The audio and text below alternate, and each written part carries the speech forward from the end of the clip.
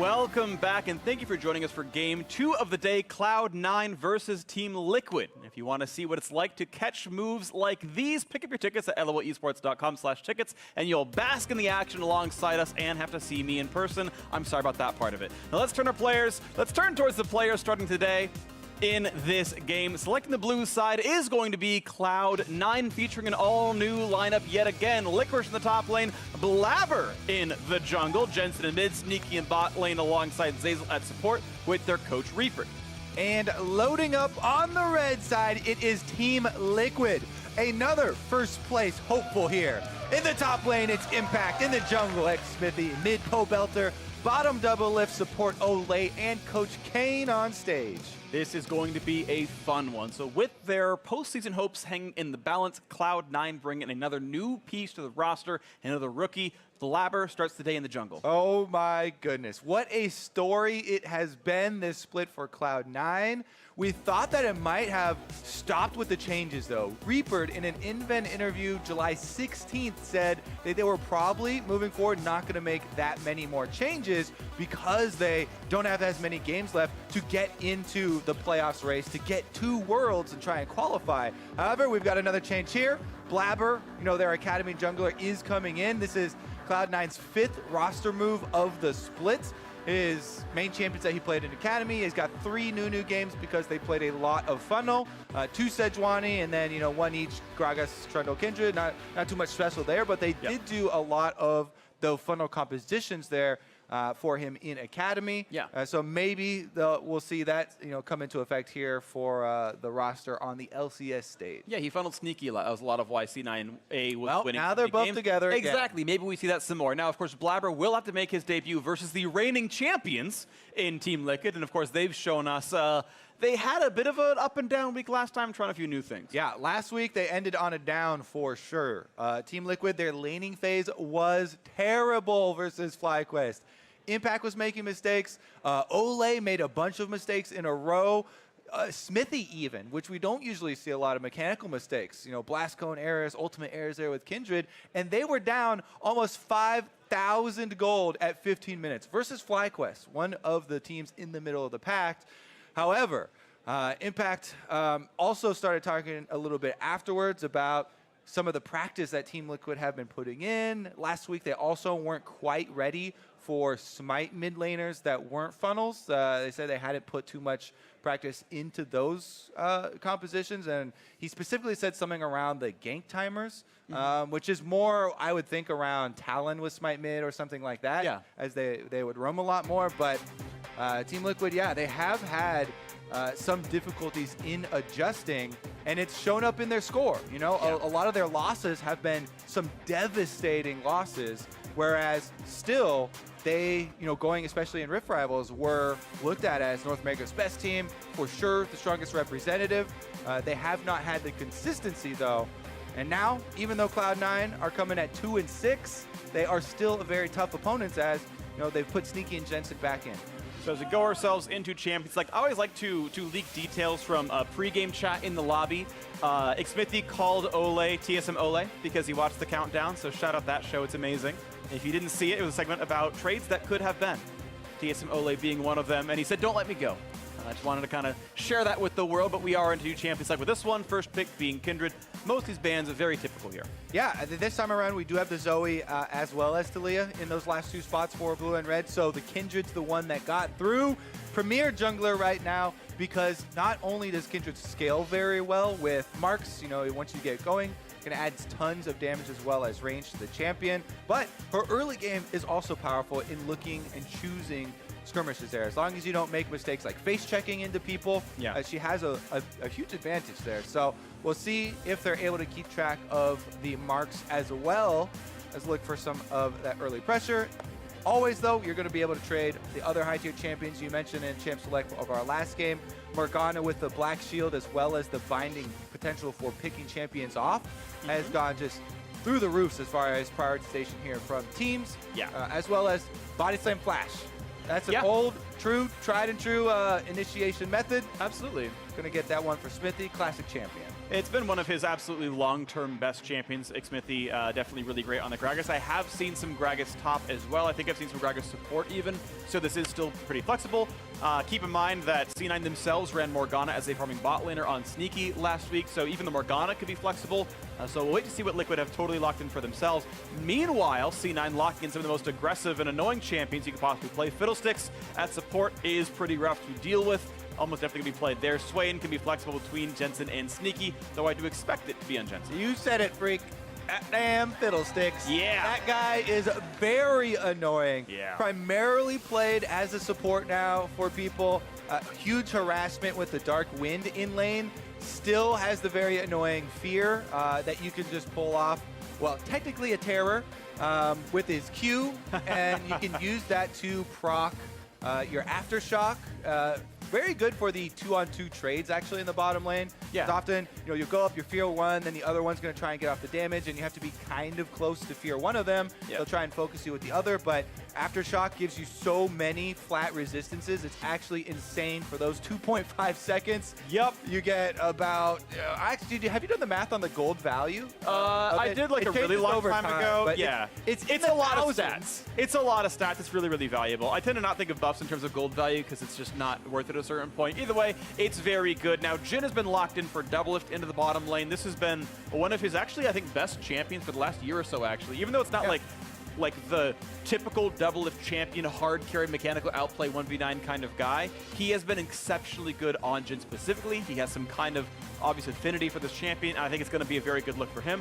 Alongside Morgana, Ole should be pretty good at keeping him alive as well. So I do think it's a pretty good look for Teal. A lot of comfortable champions. Ole, one of his most well-known champions, is his Morg after all. Expect the same for Gragas, and honestly for me, Doublelift his Jhin as well. Yeah, and the combination of these two, right? Not only are these great champions for those two players, they feel very comfortable. The snare combinations that you get has a lot of kill pressure.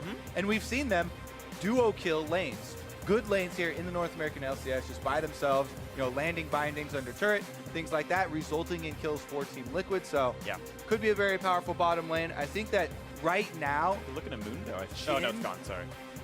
Yeah, Mundo banned off. Right now, the other big thing to me about Jhin is how fast he gets with people building the Storm Razor, all this extra move speed that he's able to get, then builds into crit. So how quickly he can move around when he's able to proc the speed buff does make him a very mobile marksman, even though people look at his kit and say he doesn't have any jumps or dashes built into it. Yeah, he's swift. He just runs. He is real swift. Shout out The Fast, by the way, the best YouTube series of all time. If you're done watching this game and Doublelift as well, The Fast on YouTube. Full crit, full attack speed Jhin. It's actually amazing. Great editing as well. And I want to point out, by the way, that Impact is still going on to Ornn. I understand that Team Liquid love to play tanks in the top lane, but Ornn has received nerf after nerf after nerf, and they still consider him the very best tank. I find that interesting, but that is what they go for. You don't want to put words in their mouth. They may not consider him the very best tank. They might for this game. I would say, yeah, for sure, the most reliable initiation, right? His ultimate is one thing that you can't deny. Well, this is the second Azir actually that we have seen in the North American LCS. Seems to be making a comeback here. The first one was Febiven for Clutch Gaming. Did not work out that great for them. But again, back to your Ornn point, the ultimate, I mean, how much do they have to nerf the champion before you're like, I'm not willing to put up with this guy in exchange for this amazing team fight ultimate? Because typically it's been his ultimate, obviously very long range, huge area of effect for crowd control, in combination with a strong laning phase. Other champions, though, have risen up as far as the laning phase. Poppy's got buff after buff, side by side the nerf after nerfs for Ornn, and seems to be a very good answer because Ornn does have multiple dashes that you can interrupt with the steadfast presence. All right, so Champion Select is over, and it's, by the way, going to be double mage for Cloud9. We kind of skipped over that one, but Orianna and Swain going to be locked in as their two big farming roles down there. Sneaky going to be playing the ladder here. Of course, Jensen well known for his Orianna. A more standard composition here for Team Liquid. Honestly, if this was middle of Spring Split, you'd be like, yeah, this looks like a very standard Spring Split champion select for them, but a bit of a new look here for Cloud9. Poppy in for Licorice. I've not seen him play much of that. Of course, Blabber making his NALCS debut on Kindred. Arguably the very strongest jungler in League of Legends. They first picked the perfect champion for him, and I think it's a worthy choice right here. But going to be a fun one to watch for. Cloud9 have a lot of ground to make up. They are 2 games behind a spot in the playoffs with 10 to play. They need to make up distance, and Cloud9 having to face Team Liquid, going to be a hard one to gain ground on. Cloud9's story here of their road to playoffs for them to try and qualify to Worlds is definitely an exciting one. This is a team that went back when they had High on this roster, were able to make the miracle run and actually qualify for Worlds, and then play pretty well as far as the tournament went. Ole here does walk over a ward in this invade, by the way. Isn't going to have anyone collapse on him, but we do get a little bit of exchange of vision here for the supports. Yeah, otherwise, just kind of a fanned out 5-man squad. And then we're going to make sure there's no deep invades. A couple of Trinket wards traded places in that sort of dragon area. Blabber gets first damage, and then Smithy heals up literally all of it. Yeah, going to be able to start the W, no problem there for Smithy. One of the things with Gragas into Kindred matchup, that is why the Gragas is actually quite highly prized. Even though Kindred is so strong right now, knockbacks are very effective against this champion. Obviously, the ultimate from Kindred puts down this zone that your team is going to try and stay on, and Gragas will try and knock you off with the barrel. Yes. And a very well-played Gragas can make a Kindred look like a fool. However, that requires very good play and accurate skill shots from the Gragas. That's true. So while it is a counter, it requires good play to execute on that counter. The other part of the counter is also in the early game. Body Slam Flash is very good at closing distance on Kindred early, and a large part of Kindred's advantage in early duels is because of the range and trying to dodge with your dancing arrows. So we'll see here about the matchup, because Kindred can also farm a bit faster than Gragas if everything is left to par. We just saw a nice trade from Jensen right there, walking up as well to put down his soldiers, and of course Orianna has much better auto attacks than Azir does. Blabber pretty convenient on that first stack right there, gets it on the top side, who's already heading up there on the Kindred, so 1 so far. Right now, Smithy actually going for a much slower path, actually. Went back to Krug to the second camp, now onto Raptors, so going to be a very heavy farming route, not even looking for any aggression in the early game. Yeah, definitely true. You do not want to have a Kindred, especially with red buff, find you at a camp. Oh, and some of the roughest CSing right now, Zazel and Sneaky, only at 6 CS off the first 2 waves. Whew. Double Fin Ole, great job with that push. Of course, Double Mage, hard to auto-attack minions under turret well, and even a good couple of bouncy grenade hits there. Hits the cannon. And almost perfect CS for Double. And with Sneaky back in the lineup, he's actually played a lot of the mages like you're talking about, the Morgana, and this is one of the things where he spent a long time for Cloud9 on the Academy roster. Yeah, 2 CS that wave. Double Lift and Ole doing a good job pushing them in, again, with their Morgana Jhin combo that you mentioned being so comfortable for them. They're able to get a good advantage. All right, well, let's go to the side stage with Ovly, who checked in with now Coach Kane, and how he felt about Champion Select. Thanks, guys. Just got finished speaking with Coach Kane. I wanted to pick his brain about that Azir pick.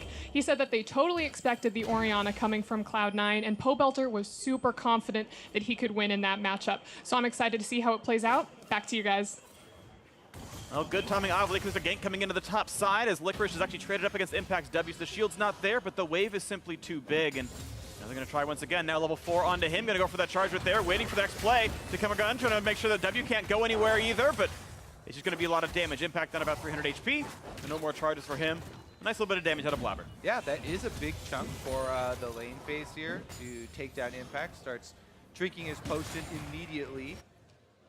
But Wave is pushing towards his turret, so he shouldn't have to overextend or anything. Biscuit's also coming in there as well. Alrighty, trade of blows. That first gank comes through, and it means now Smithy is up 1 camp in the jungle pathing. Though a couple hundred damage might be worth a camp in the long term. We'll see what happens.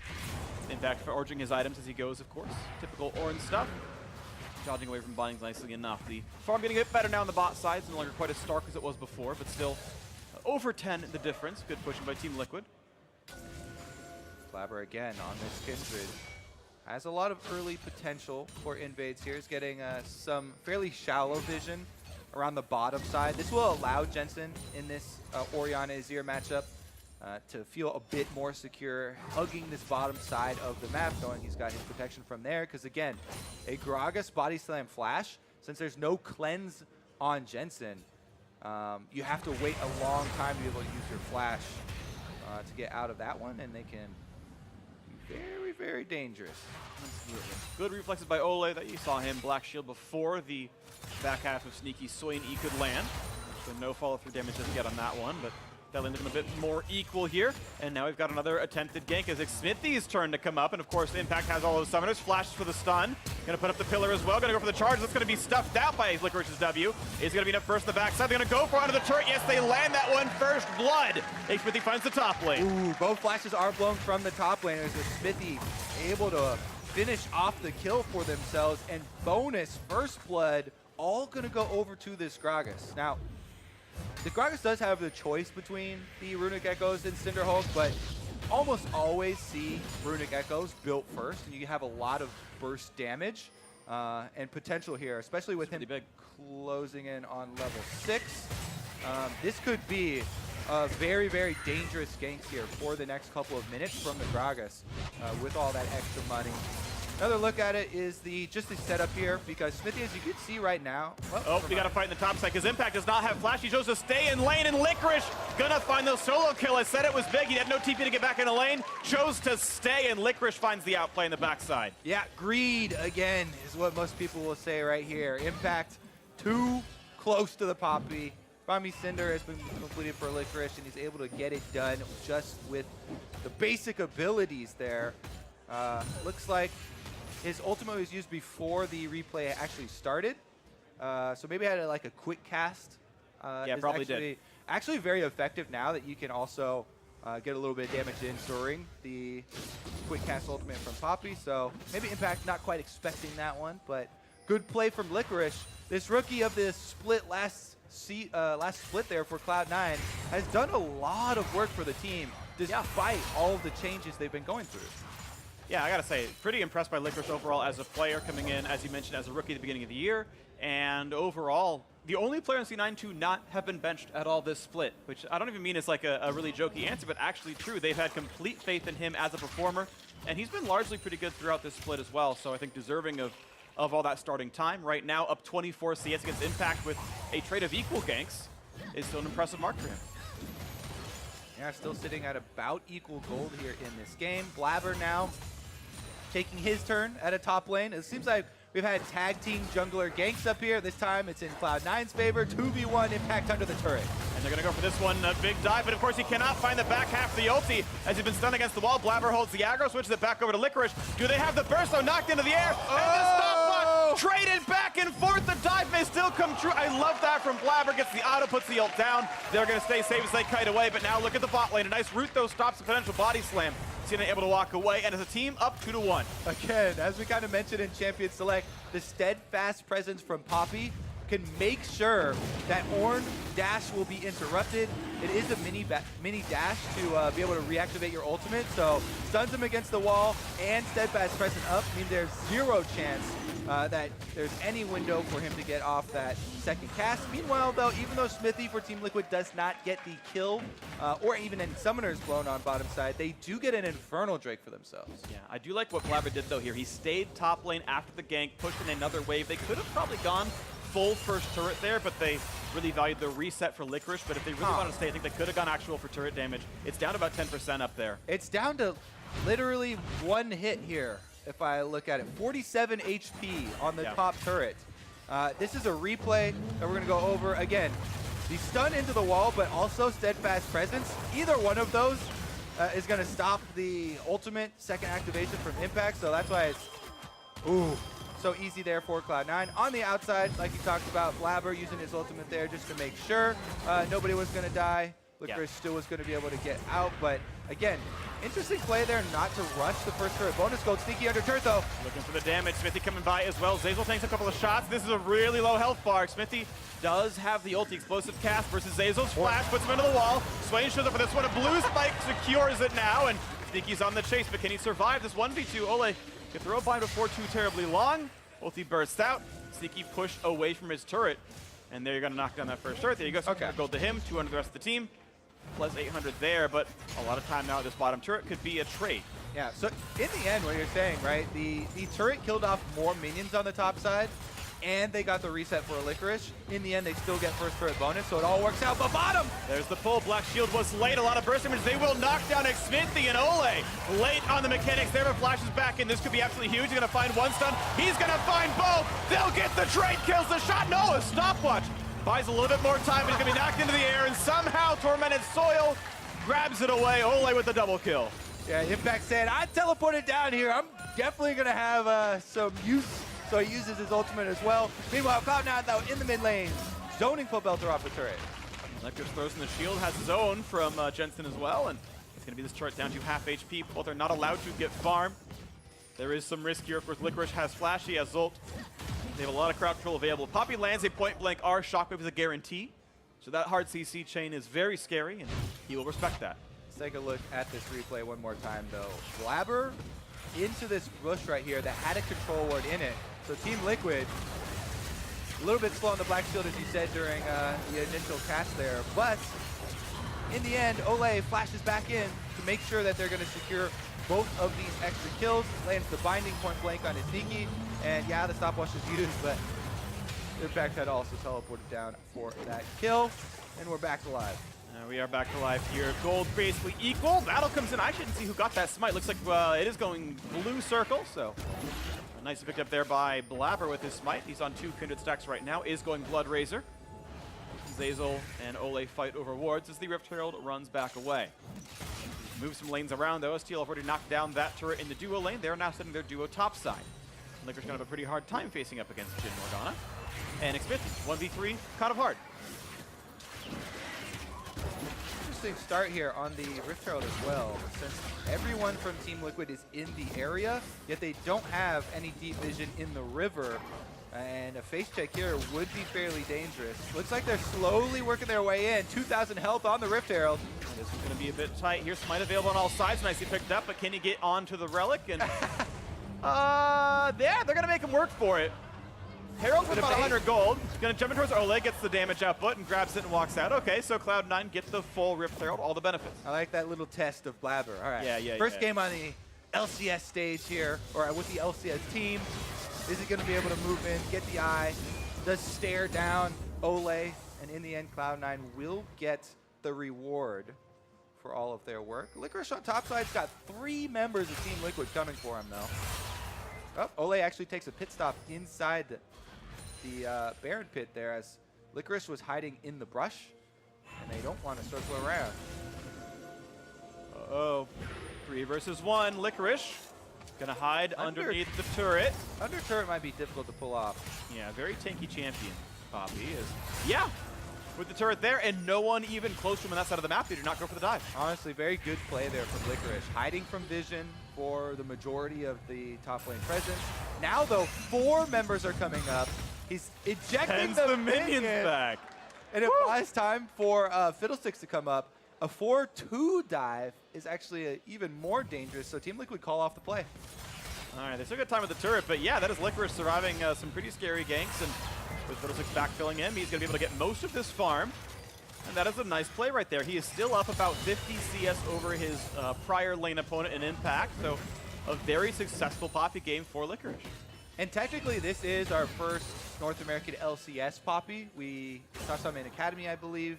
And it has been making the comeback in solo queue, but has gotten a lot of small buffs, a little bit for the damage, as well as some for the tankiness in the last few patches. And it's a champion that, once she comes back, really does change how the team fights are played, right? Yeah. Has that nice interrupt with the steadfast presence for dashing champions, but also the ult we just saw used on minions completely changes champion numbers here once you get to the team fight phase. All right, and so Blabber pushed a little bit away from the Azir, but that's going to be a charge. If it doesn't die, yep, that'll knock down the turret. So 2-1 the turret score. Cloud9 sitting on a 700 gold lead in this game. Mid lane temporarily under their control. Xmithy waiting on the right-hand side. Actually, most of Liquid here. Xmithy going to find a slow barrel. Nope. Yeah, not quite. They're going to walk around it. But they're all posturing around this Infernal Drake. This is going to be the next team fight here, close to 15 minutes in. Vision going back and forth, Team Liquid owning a fair bit of it. Cloud9 sitting in fog. Oh, man. So many summoners are available for this fight, too. This is going to be an exciting one. Looks like they want to take it. Look at the positioning here. Double lift up above on the high ground, looking for the snipes with Jin. Smithy, though, 2v1. Body comes back, has the Q behind him. Not easy to chase a Gragas, to be honest. But now they're going to move in on this bottom river. The initiation for Team Liquid is split. They've got Impact on the top side, Smithy on the bottom side, but the Infernal's getting burned down. There's the pull, 800 health. It's going to be a pretty easy smite picked up by Blabber. And now, can they get away or will there be a fight? They get some CC, a very early ult in for Kinder. Will keep Blabber alive for a bit, but Azir can shove them right back out, pulls him in instead. And Blabber's going to get shot down. A shockwave, builds a bit of space, but health bars are quite high. Zazel flashing in, can't get a lot, but he tries, and they will trade one back. And now Ole's got to be careful. Going to get a couple of stuns, but will be traded 2 for 2 so far. And in the 3v3 team fight, what's it going to look like? Licorice still looking to walk, looking to walk forward, has the ulti, has flash, could go for a big play. W's on, gets a slow from Swain, push them into the wall. This will be a kill. The pullback is in, and they will knock down Impact. Cloud9 get the Drake and win the fight +1 kill. Now they can also push out the minions, and bottom side is the last outer turret here for Cloud9. They might be able to get some gold for themselves in addition to the Dragon going over. And now once again, we're split. One Infernal apiece for both these teams. Still a little bit of map presence. Let's take another look at how it started out though. Blabber finishes off the Infernal Drake. Impact gets the slow and immediately ult here from Kindred from Blabber because he knows he's about to get changed CC. So it's a good job using his ult early. It does delay, but even in that case, there's another displacement here as Pobelter sweeps him off the ultimate to get the kill. Still though, that's all the damage that Pobelter was able to get off because Zazel commits fully. They get the fear. In the end, the chase is good for Cloud9. Double lift flashes early, but it's all about the speed up from Orianna. Then Licorice goes for the just flash charge. You can also start your charge and flash afterwards to change the direction. Looks a little bit cooler, but he's able to get into position and there's no answer from Impact there, so it still gets him into the wall. Really nice stuff that they all kind of threw in the CC. And you mentioned in Champ Select the amount of stats you get from a Aftershock Fear from Fiddlesticks. He just crow-stormed as a support into the opposing team and said, it's okay, I pressed Q, tanky enough, got a lot of damage output there, really nice stuff. Interesting little jungle proximity stat that we have here in the drop-down, which, by the way, means time that the jungler has spent in this game within 2,000 range of their top laner. It is almost double what Cloud9 had when Svenskeren was in the game. Obviously, Blabber, went up there a bunch because there was so much focus here between those two tanks. Bottom side, though. And here's the next try. Zazel caught out right in front. Not all that. Durable pops the stopwatch, buys some time, and Blabber going to take one for Mr. President. Now going to look for the next one here. Secret Service Kindred. To be fair, Champion the Hall built around controlling life and death. It's very fitting. She Spoiler. Says, today, not your time. What do you mean spoiler? It's literally the lore when they announced the champion. No, new skin line coming out. Secret Agent. Oh, yeah. Ooh, my bad. That's sorry. Already exists. Just like the TSM skins from last week. That's, never mind. We're going to move on. The script's been written. I know. It's crazy. No, I'm kidding. Either way, a small gold lead here for Cloud9. A smite battle goes to Xmithy. Nicely done. 3v1 here, though. Licorice, they all run away afterwards, too, right? Licorice, the presence that he has in this game is definitely really being felt, right? Yeah. 70 CS almost over Impact here in the tank battles. 2 levels over Impact. And look at the health he has with his extra shields as well. Orianna's shield comes in. His own passive shield comes in. The front line for Cloud9 is incredibly durable. So if they get the 5-on-5 with Licorice in front, should be fairly easy for them to execute. Blabber on the Kindred right now still only has 2 stacks, so they would want to get 2 stacks as quickly as possible for him to at least get to the 4 stacks so you get your big 75 range increase. But aside from that, they're still going to have plenty of damage. I want to point out a very interesting build out of Xmithy, by the way. He has actually gone Syndroke, but he's gone into then the Arm Guard afterwards. So pretty heavy armor and a little bit of AP. It's a very gold-efficient item, but definitely not a build path I have seen before on Gragas. Maybe happens somewhere else, but Cinderhulk into that build path. Now, Gragas has very good AP ratios. It's part of why we often see Runic Echoes in the champion. But that's the look for him. Merc Tread's in there as well, which makes sense based on, Fiddlesticks and Swain being in there. Yeah. He definitely does have to worry about some of the physical damage, but again, it's not like Cloud9 are overly indexing towards physical damage in their composition. They've got plenty of magic damage, so he's got a little bit of spread. Yeah. And he's got the extra health crystal, so maybe he won't even complete the Zonias. Doesn't look like it. Zonias itself is not actually gold efficient, but the arm guard really is. So Yeah, I think more players should be willing to sit on arm guard. Anything that has an active as game-changing as a Zonias Not gold should efficient. not have enough stats in it to pay for itself, in my opinion. I agree with you. Honestly, though, look at the vision on the map right now, because Cloud9 are the ones with all of the forward-facing wards here. And Team Liquid right now, you can see Olay trying to clear out some of those wards, but Team Liquid has no vision past the rivers. They're playing kind of defensively right now, waiting to see Cloud9's move show before they can try and react to it. Right now, Cloud9 setting up on this top side. We've seen Baron's been alive for 40 seconds right now. And the next Drake spawns in 40. Sneaky a little bit alone up here. Could be assaulted by Smithy and everyone else. Is going to be close to spotted on that. We see some back pings in that brush. There is some level of knowledge here by C9. Still, they've kept their base to only one turret falling. They've kept the gold difference to 1,700 in their lead. Licorice gonna have a fairly hard time knocking this turret against Impact. Sunfire Kip's gonna pull aggro every time he tries. He's got now 3-level lead over Impact. This is a huge discrepancy. Just look at the items in inventory. He's got a full extra item over the Ornn, who can build items out on the field. Yeah. He doesn't have the cash to pay for them. Right now, though, Blabber's going to come up to try and 2v1. Maybe they just force down turret and get the last outer for themselves. Mountain Drake will help them do extra damage to turrets. If they overload bottom side, then that means they need to tell Sneaky on top side to play more safe. So good communication on display there for Cloud9. That's been one of the things that they've talked about in a lot of their roster changes, highlighting players who have been very vocal in game and can keep that clear focus. So it's going to require for Cloud9, a team that has had a very hard time holding on to their leads. And sadly for Blabber, I believe... Yeah, Impact got it. Yeah, he smited early and Impact took that with a Q. I just like blanked. Was like, how would you use it with smite? But either way, the case is that Impact got that steal away, so I believe he's still on just a couple of stacks here. Still on the 2 from what I can read. But we'll be getting a blue buff. Handed over cleanly to Jensen. And of course got that Drake stack not all that long ago. I think this is pretty good play from Cloud9 as far as using their strong side around this Poppy, going for the invade, going for the turret, and having Sneaky on the Swain. Just play respectfully, back off from the waves. They do trade the objective there. So Team Liquid also got a tower down. They took down the outer, got some more global growth for themselves.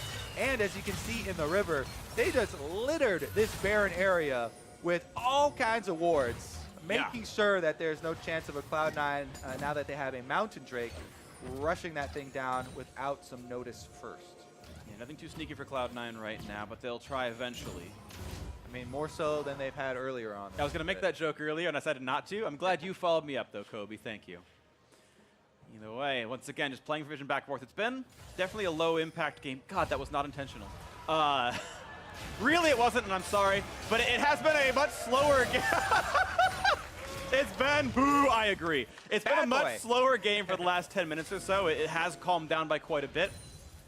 And we're waiting to see when that next push is going to be, though. When the next big play for Baron, the next big tower dive comes in. Because Impact picked Ornn to be a hard engaged tank. You kind of said it in Champs, like it's not about being quote-unquote the best tank, it's about having a super reliable long-range engaged tool. But Impact's been stuck in a side lane getting bullied by Licorice. The Poppy, also a tank, not quite the same manner of team fighter, but has had him locked up most of the time, and it's let C9 kind of play the 4v4, or it's never been able to pull the trigger. Smithy's not quite gotten in just yet. Did, by the way, actually go for full Zonias, so Cinderhulk into quasi-AP, not a build, again, that I've seen much before. It's interesting, too, though, because we talked about the active and how game-changing it is to have a Zonia's Hourglass on an engaged champion. It could allow Smithy to go for a lot more aggressive plays on the Gragas, get himself way in there with the Body Slam Flash ultimate combination, and then buy some time for his team. Ideally for Team Liquid, they're looking for a full combo on Blabber before he can get his ult off. Snare here onto Jensen, though. A lot of CC. They're going to find some more. Jensen flash the wave. It gets found down! Oh, he's dead! That is the damage up, but that was the pick. A huge bind from Ole set it up, and Jensen's gone without Summoner Spells. TL go right towards Baron. Oh, man. People have been saying a lot about Ole over the splits here, but when he's on Morgana, he always seems to find some very big bindings. Right now, he's looking for more. Does get Sneaky there. Dubstep sneaky, bind into, ult pops to Zonya's Hourglass, and here's the pushback to get rid of exactly the tank, and this could be a very good re-engage. It's with the low in health, but Zeyzal's already gone, and this could be a great re-engage for Liquid. The pushback, they're gonna slaughter everybody. A double kill for Pobelter, looking at two more to complete the ace. It's Blabber trying to run away as a double kill came through, actually. Huge plays out of Licorice, but that will finally be Kindred falling. So Licorice on the run against 3 from Team Liquid. The chase in, the jump through with the minion. He'll keep himself alive, but a much better fight out of TL. What? Licorice actually sticking around here. He looks like he wants to flank because they do have Jensen coming from base. Is he going to go for this? Pobelter's a little bit low on mana, but it's still a 2v3. They're going to maybe try for it. Jumps to the side. Licorice going to go in for a little bit here. Big chunk of damage! The Sheen shows up nicely. He's going to try to block some of these moves now. Oh, gets away from the bind as well. Slick plays there. Shockwave's going to land. And just like we saw in the last game, the re-engage after the fact. And Licorice is a superhero. People were telling me, not a lot of people, but some people telling me that Licorice didn't deserve Rookie of the Split last split. Those people are crazy. Yeah. This man is a monster, and he's a monster on Poppy this game. 5, 1, and 4. Another big play there. 6th round on the map. Regenerates. Able to start up the Baron right now. Team Liquid trying to stop him.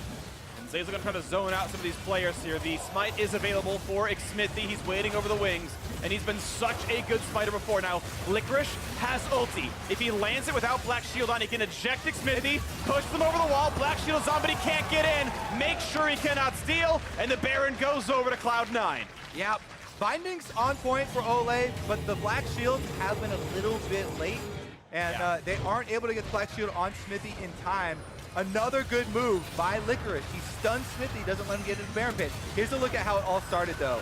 Sneaky was able to survive the initial Morgana binding and follow up there because he had the Hourglass, and then he's able to use his ultimate. Pobelter gets a big sweep. Critically, though, Blabber didn't die. In the sweep, he's still able to just barely get off his ultimate. That allowed them to get the counter kill onto Doublelift, and that meant everything. If Doublelift was still alive here, it would have been a completely different story. Licorice just runs right in. They get the smash down there onto Pobelter, who's the only damage threat. You know, Impact and Ole weren't able to do anything to try and stop either of those members of Cloud9. And in the end, that gave over the Baron. It was absolutely huge that Licorice got a kill and picked up red buff during that fight as well. Because once he got out of engagement range, he healed up about 50, 100 health per second, and was able to re-engage. When he was at 5% leaving the fight, he was at 50% to dive back in. He was the one who charged Doublelift against the wall. Yeah. And was able to get that kill in the first place. Here we go, though. He's on the front lines. Very, very tanky. Yeah, and he took 69 total damage. Emer, you. Oh no, I read numbers. It's just, it's the sex number, guys. It's funny. We all know it. 2,000 health on the Mountain Drake, easily picked up there, and buff stacking up. C9, they already have one of the Barons. Certainly going to be better at killing it next time around as well. Bonus turret damage on top of it, and they're going to go for some big plays in this bottom lane. Are they going to do it? 3v0. Can they kill the turret? It's going to be close, ladies and gentlemen, and it's going to fall. Team Liquid, though, they're going to counterattack. And they've found the knock for the mid laner. Jen's going to kite back. A quick stop there from Lamb's fight. And in comes Sneaky looking for the big play. Knocked against the wall. And they just shut down Xmithy right away. Azir's turret going to fall as well, losing more of his territory. And the push continues. Sneaky's not going to have his ultimate for this one, but it doesn't matter. Zoning ultimate here from Licorice. He actually does use it. I think he could have just held onto it and canceled it there. It doesn't really matter, though. Cloud9 still get the turret and the inhibitor after. Inhibitor falls, really nice play right there. 5v4 on the map, and TL could only watch as their base starts to be sundered. Cloud9 can look for the reset. Individual gold, yeah, looking at about 7,000 on overall inventories. Probably worth buying right here. And they'll reset and go for push 2. Time to revisit the story of Cloud9 this summer split, trying to change the roster over and over. Their 5th different iteration now, and we're only halfway through the split. Yeah. Yet, they know they have to win almost all of their games here to make it into playoffs so that they have a chance of going to Worlds. And they're doing it right now against Team Liquid, one of the #1 teams in the league. Yeah. And making it look good. They know the pressure is on, and they're making a clutch performance here for themselves so far. A lot off the back of Licorice, but also Blabber. This guy off the Academy roster, one of the last changes that they have made. Pretty good Kindred performances for himself. He's being very safe with the Kindred ultimate, using it early a lot of the time because there is so much CC on Team Liquid. You know, I'd say usually better to use it early than getting 100%ed to 0 or something and not using it at all. Then you get a bunch of question mark pings all over you. That's true. I speak As from someone who personal, plays Kindred, personal oh yeah, experience. no. Well aware of the question mark things. And it happens sometimes. By the way, Jensen almost rooted up. He's going to be safe enough, though. Only one death on him. It was a single pick, and even then that turned around to eventually be C9 favored. 5,000 gold lead sieging the top lane. No Baron buff, though. TL do have decent wave clear for this one. But are they afraid of the dive? Licorice, you can see a very, very menacing Yordle on the side. Look at the knock up there. It's going to be a Zhonya's Hourglass pop for Jensen. And there's the ejection. They're going to find that kill into Ole. He was left alone on the front side. Didn't see what happened, but was stuck alone there. Another pick off in time for more turrets to fall as C9 5v4 look at top lane inhibitor turret. Blabber fighting in the front line as well. Impact forced to flash away. Out of turret dagger, they're going to stay safe. Sneaky's going to be careful though. Pops his own. Zhonya's Hourglass. Pobelter forced run away as well. And a second in turret. And second inhibitor will fall as Jensen finds himself the QW, knocks down that kill. And another pickoff is there. Licorice is dominating indeed. 6-1 and 6, a huge force in this game. C9 now on to the Nexus turrets. And from last place to knocking down the Spring Split champions, Cloud9 may have just found a roster that works. Knocking down the rest is Licorice. Huge in this game. 13 of 15 for the KP on him. The Poppy, the first in the NALCS for this side of the year. Knocking down the kills, knocking down the Nexus. Pad the KDAs, make sure it looks nice. Now he's godlike, and I believe it. What a game for Cloud9. Congratulations, Blabber, on your North American LCS victory here. And Cloud9 will move to 3-6, starting to make their climb up the standings. They started the day 2 games behind a playoff spot. Odds are the end of the day, only 1 game behind. Making up that distance with 9 games to play, that is the road. If their eyes are on Worlds, they must make playoffs, but they do not have a shot, period. There is no way to make that run without a playoff position. Top 6 required for a postseason, and maybe even beyond that, but a lot of work cut out for them. Sneaky back in the lineup, Blabber in today. Licorice started every single game and had one of the best games of his career. That was an outstanding Poppy performance. Not only did he have the most kills on the team, he had the highest kill participation. Everything was really created around him. Honestly, definitely going to get a player of the game for this one. Yeah, spoiler alert, no vote. It's definitely him. I refuse to believe anyone else believes otherwise. Massive, massive stuff for him. And the thing is, he was actually close in damage to the other big carries on his team. Out-damaged Sneaky, and within 10% of the Kindred and the Orianna. Beautiful stuff out of him. You can see Blabber right there on your screen, his NALCS debut. Spent a lot of time helping top lane. Don't want to say it was a one-man army, but those two did work well together. Their first game together on a stage ever. As Blabber was playing in Academy only and Licorice played in LCS only, and that was very good. They had a lot of control over that lane. They really pushed Impact down. It was great stuff. Yeah, something else that you mentioned during the cast was Cloud9 had not, this split, used a lot of their gold leads in the game to actually end out the game, and that is something that we have also seen change for them since they got Sneaky back in the roster, Jensen back in the roster. Yeah.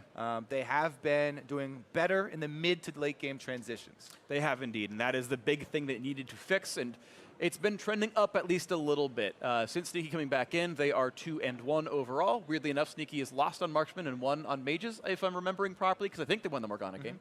Either way, very interesting stuff there. We will soon have an interview with Blabber, which will be exciting to watch for when that gets ready. And of course, I think we kind of all want to hear from him as he's a new face in the roster. Yeah, I mean, honestly, it's super fun to watch their struggles, and it feels like they have a lot of potential here with the new squad. They have a lot of potential. We'll see if they can live up to it. So Cloud9 able to pick up the win, and Ovly is standing by with victorious rookie jungler. Yeah. Thanks, guys. Blabber, congratulations on your LCS debut victory and against, honestly, one of the most experienced junglers in the NALCS. What has this entire experience been like for you? I mean, this experience is really cool, and I'm really excited to play LCS. I didn't actually expect to play LCS halfway through the Academy split, but it feels really good. Really good. Now, before I ask you about making your appearance on the stage here today, I want to ask you about playing with Licorice today, because both of you guys in the top lane seem to be doing a lot of work. Yeah, I mean, C9 as a team, usually we play around topside, I guess. But I've been friends with Licorice for like 1 to 2 years now. So it's pretty cool playing with him. After looking up to him, he was my first pro friend, I guess. Now, we were wondering when we were going to see you take to the stage, and one of the reasons that we heard you weren't here yet or weren't ready yet was that there was a little bit of a lack in maturity. So what changed to allow you to play on the stage here today? I don't know if it was maturity, more like I was just inting. And a lot of the scrims, I would just kill myself a bunch. And I don't think I was ready yet to play LCS. I don't know if I'm fully ready now, even now, but I'm glad I got to pull off the win today. So, Sorry, excuse me, I didn't mean to cut you off, but what do you think you need to work on to be at your full force ready for this current roster? definitely got to work on, I guess, mid game, and in scrims I'm a lot more aggressive, I guess, than on stage, and that's something I want to keep pulling out on stage, playing aggressive, and I don't really want to play passive as a jungler, so it's something I want to work on for sure. Is there anyone on the team that's been offering you maybe leadership or advice, or who are you learning the most from? Definitely learning probably the most from Jensen. He's teaching me a lot about how mid jungle should be played, how we should get vision, and like move timings to other lanes. And I think he's been really helpful in making me a better player. So appreciate it. And we talked to Sneaky earlier, and he says that Cloud9 has a bit of like a 2-loss leeway in order for you guys to still make playoffs. So just coming in for this week, are you feeling the pressure? Definitely feeling the pressure. I was actually extremely nervous before this game. I talked to my team, and they were trying to calm me down, I guess. But I think I'm better now, so I'll be less nervous for tomorrow's game. Well, you pulled it off. Congratulations again on the win. And for more of the game, let's hear from the analyst desk. Thank you very much, Avali. A big win for Cloud9 as they attempt to keep their hunt for playoffs alive, moving to 3-6 at the conclusion of the first round robin. But taking a look at how they unseated one of the top teams here in Team Liquid, along with adding Blabber into the lineup, I want to dive into Champion Select here. The Kindred goes over to Blabber, the Poppy of all things up into the top lane, and Sneaky playing mages. I think that C9's draft looked pretty good, but I have to put a big missing ping on Liquid's draft. Few question marks, because their team comp is very AP heavy, like very, very AP heavy. And your only source of physical damage is Jhin. And everyone knows Jin's not a champion that has like a lot of sustained damage. The other team doesn't really have to build armor. So mid game, they're going to be up against all Merc Treads, all, adaptive helms, whatever MR items they want. And I can't really see how Liquid's expecting to win. So what do you think the pivot there is? Because they get Gragas very early, and then they pick the Jhin. Which do you think they should have subbed out and for what? Because like Graves is maybe a jungler that they could pick up, but like I'm trying to think of the solutions there, because I think they tunneled on like countering the Kindred right off the bat. Right, so I understand the Gragas and the Kindred. That's definitely a matchup that makes sense because you can knock her out of the ult. And so I think after their first three, that's okay. You've got a lot of CC. You've got some pretty versatile picks. But following it up with Or Nazir, those are two champions that's like about 40% win rate in solo queue that have just seen nerf after nerf after nerf due to their competitive dominance. So I'm a little confused why they picked those two champions here. I think you have to give a little bit of credit to C9 because they took the Orianna Poppy in the 4-5 spot after they saw the Ornn come in. So that was kind of them being like, all right, that's basically all magic damage, assuming you play a mage in the mid lane. So I kind of, good job C9. But yeah, doubling down with the Azir as the last pick was not good. You potentially could have tried to flex the Gragas to the top lane. Some people have started playing that. And then you still have the ultimate for the disruption of the Kindred ult, but you don't have to then play that in the jungle, and you have a tank in the top side. So if we're looking at kind of the Ornn pick as one of the things that maybe should have been flexed to something else. What's remaining for impact on the top lane? I'm noticing GP still available. What other physical damage options would he have had? Well, they banned Gnar and Darius themselves on that side. Yeah. So, and it looks like they were just going to try to put him on some type of tank top lane, whatever they could get. And Dr. Mundo got banned by Cloud9. So they were like, all right, I guess there's Ornn left. And they weren't going to go for counter pick for impact. Instead, they wanted to counter pick mid lane. So it did put them in that place where they were picking an AP mid laner last. Yeah, I do think that their second phase of the draft could have been a lot better. I think that if they, left Gnar Darius open, because those are very good counter picks into tanks and gives you some physical damage, they could have taken away Orianna from Jensen. That's like basically a signature champion. It's a very good blind pick mid as well. Then you get the counter pick for top lane, put impact on something he can do well. But I guess that's just not how Liquid wants to play. They do seem more comfortable with impact on tanks. Right, the so- chips fell differently, so now let's dive into some of the gameplay because we saw very quickly that the map was split. Team Liquid focusing bot while C9 heads to the top lane. Right, and this is a really clean dive by Blabber and Licorice. This is what you want to see. It's a hard one to pull off against the tank, but they do a good job juggling the turret aggro. Once Licorice feels like he's in a little bit of trouble after getting stunned up here, you see the double stopwatch come through. Blabber has 6, so he knows with impact kind of running away, he'll be able to drop that ultimate. Yeah, and I really like the covering of options there with the steadfast presence because it made it so Ornn can't hit the ultimate with his R, and then he can't E the turret to get a knockup. So he had to hold everything, and he got stunned against the wall anyway. So Poppy's a really good champion into the Ornn, so good preparation there as well from C9. Yeah, down to the south side of the map, though. Yeah, TL doing a good job, not quite answering at the exact same time, but trying to do it nonetheless. And what was really important about this was Impact got the first gank, he got the kill, then gets solo killed, then gets dove, and in return, TL try and make plays on the map side. When you look at what happened as a result, the CSDs were completely in the favor of Cloud9. Licorice was 72 CS up, and you're talking about this team comp maybe not having enough damage to punch through the enemy's front line. Well, the enemy's front line is way stronger than yours now, and it's a nightmare to try and team fight. Oh, yeah. Even when Azir had his Void Staff, there was that one fight near blue where he was just stabbing It's Poppy comical, and, really. and he wasn't doing any damage. And when you already have your Void, you don't really have many more spikes to look forward to, like maybe my death cap in 20 minutes, Right. but it seemed pretty hard for them. I think it's interesting. We just saw the lower third fly up for Doublelift having a CS advantage, but to your point, Meteos, it's like, great, that is your one, physical damage source, but it's not consistent enough in these fights to really make that CS differential or lead for Doublelift matter.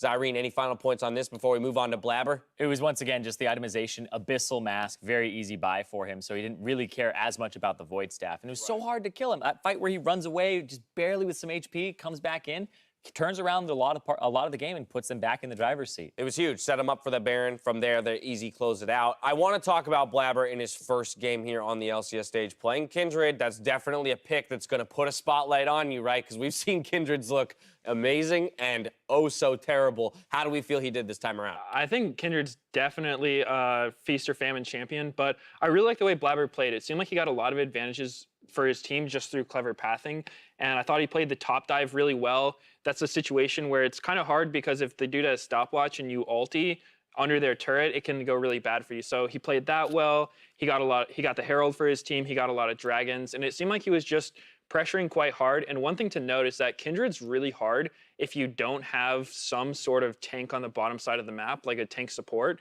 Because when you're going for vision control, it's generally not with your top laner. So you've got like Ori, Swain, Fiddle, who's going to walk in first? It's pretty hard. So I think Blabber was in a kind of a hard spot to play Kindred, but he did really well. Zyrene, top of the day, we talked about, him coming in for Svenskeren, and we kind of hypothesized maybe some of the reasons why that was, and Svenskeren underperforming. How do you feel in contrast to Sven's, in particular, he played in this game? Obviously, they got the W. Yeah, I think he actually played particularly well. It's what Cloud9 needed, right? They didn't struggle at getting early advantages. They struggled at closing out the games and not having people kind of throw the advantage away. Licorice got enough of an advantage off of his counter kill and then Blabber coming in to kind of make it so that the game was almost at the point where it was going to tip over and be completely in favor of C9. So I really liked the way he played because he understood what lane to camp and how to split the map. So I thought that was something that Sven wasn't doing as much. And I'm curious to see where it goes from here because this was a game that, Meteos was talking about, that this was heavily in favor of C9 based off the draft phase. And the back and forth mid game was actually really, really close. And so I'm not 100% convinced quite yet that this lineup will solve their late game problems because this felt to me like Poppy's unkillable, your team fighting is now substantially easier, and you were against 2 team fight comps, and the better team fighting comp won. I want to see what happens when they don't have a huge draft advantage. But a solid performance out of Blabber for his first step on the LCS stage. I want to take a quick trip down memory lane, Meteos, and ask you, do you remember your first game on the LCS stage?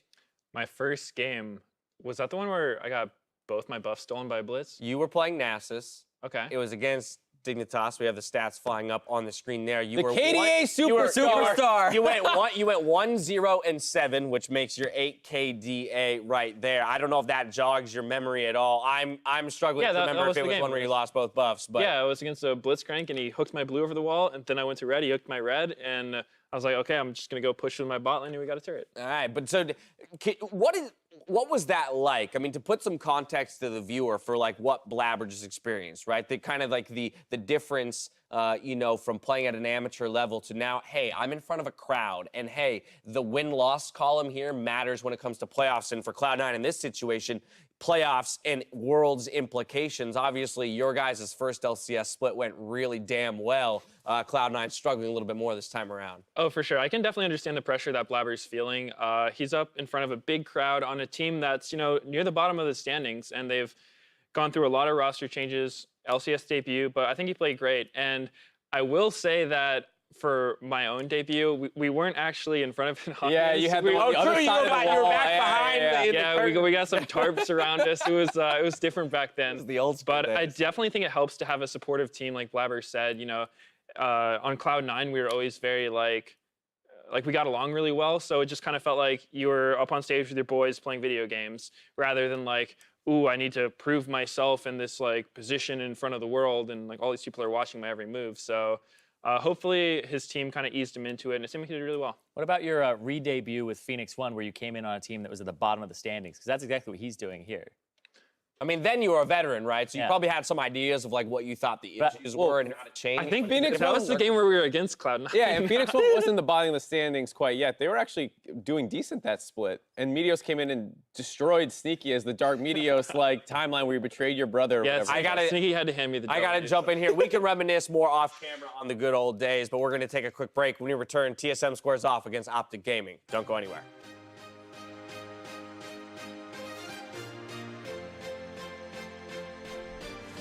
He's going to beat up first in the backside. They're going to go for onto the turret. Yes, they land that one. First blood.